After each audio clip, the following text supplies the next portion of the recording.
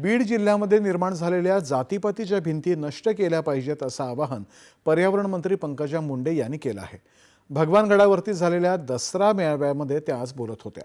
माजी मंत्री दिवंगत गोपीनाथ मुंडे यांनी मराठा समाजाला आरक्षण द्यायला समर्थन दिलं होतं। आपलंही या निर्णयाला समर्थन आहे, मात्र ओबीसींच्या हक्कांचं आरक्षण घेऊ नये याचा पुनरुच्चार त्यांनी केला। बीड जिल्ह्याला दुष्काळमुक्त करण्याचा संकल्पही त्यांनी आज बोलून दाखवला। अतिवृष्टीमुळे ज्या शेतकऱ्यांचं नुकसान झालंय त्या सर्वांना सरकार मदत करेल असं आश्वासनही त्याने दिलं। माजी मंत्री धनंजय मुंडे देखील या मेळाव्याला उपस्थित होते। जातीय राजकारणामुळे इथे निर्माण झालेला द्वेष दूर करायचा असा संकल्प त्यांनी केला। माजी खासदार प्रीतम मुंडे आणि स्थानिक लोकप्रतिनिधी सुद्धा या कार्यक्रमाला उपस्थित होते।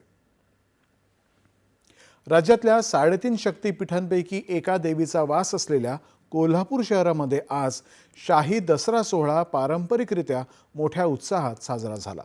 राजर्षी शाहू महाराजांनी सुरू केलेल्या या शाही सोहळ्याचा समावेश याच वर्षी राज्य महोत्सवाच्या यादीमध्ये करण्यात आलाय। शहरामध्ये आज शाही लवाजम्यासह भव्य मिरवणूक काढण्यात आली।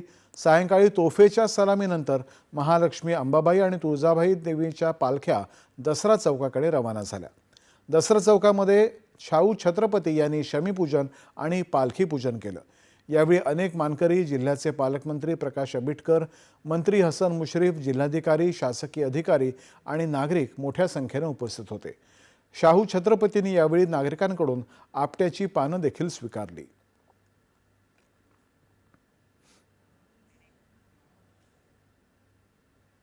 विजयादशमीनिमित्त आज